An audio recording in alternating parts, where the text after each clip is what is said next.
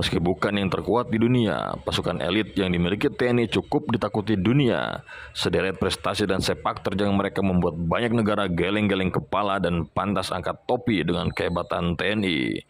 Sebut saja pada tahun 63 silam saat Indonesia dan Malaysia terlibat konfrontasi. Saat itu TNI menerjunkan pasukan guna membantu Tentara Nasional Kalimantan Utara melawan Malaysia. Mereka terdiri dari pasukan elit Indonesia yaitu Resimen Para Komando Angkatan Darat atau RPKD yang kini bernama Kopassus dan pasukan gerak cepat atau PGT dari TNI Angkatan Udara. Untuk tidak menimbulkan kecurigaan pihak lawan, pasukan elit tersebut mengenakan seragam hijau milik TNKU dan memalsukan identitas mereka. Malaysia lalu minta bantuan Inggris lantaran terdesak oleh tentara Indonesia. Inggris kemudian mengirim pasukan elitnya Special Air Service termasuk yang bercokol di Malaysia dan Selandia Baru. Tak hanya itu, Inggris juga menerjunkan pasukan Gurkha untuk membantu SAS. Kontak senjata pun pecah pada 10 Juli 64 yang melibatkan satu peleton TNKU melawan 2 peleton Gurkha. 20 orang pasukan Gurkha tewas dalam peperangan itu, sementara hebatnya tak seorang pun dari pihak TNKU menjadi korban.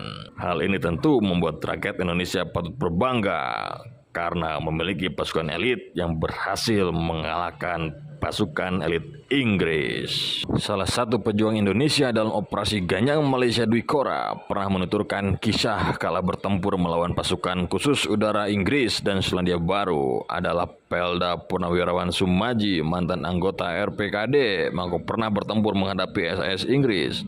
Dia harus berhati keras sebelum berhadapan dengan pasukan elit dari kedua negara di Borneo atau Kalimantan. 2 tahun setelah Sumarji bergabung, dia ditugaskan untuk pergi ke perbatasan Kalimantan Barat bersama beberapa pasukan KONPI. Kami diterjunkan sama-sama, cuma ada satu masalah. Pesawat yang membawa saya satu tim Ben Hur itu tidak berani menerjunkan kami. Akhirnya saya dibawa pulang ke Banjarmasin, besok diulang lagi, tidak berani lagi, akhirnya kami dibawa pulang ke Jakarta. Menurut Sumaji, pembatalan ini terjadi karena Inggris telah mengerahkan pasukan berkekuatan besar di daerah tersebut. Pasukan Inggris juga mendapatkan bantuan dari negara persemakmuran seperti Selandia Baru dan Australia.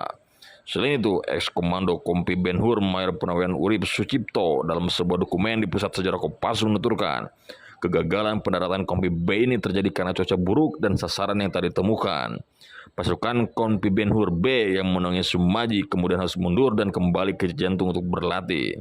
Sekitar setelah 3 bulan berikutnya, Sumaji dan beberapa rekannya diturunkan kembali ke medan perang.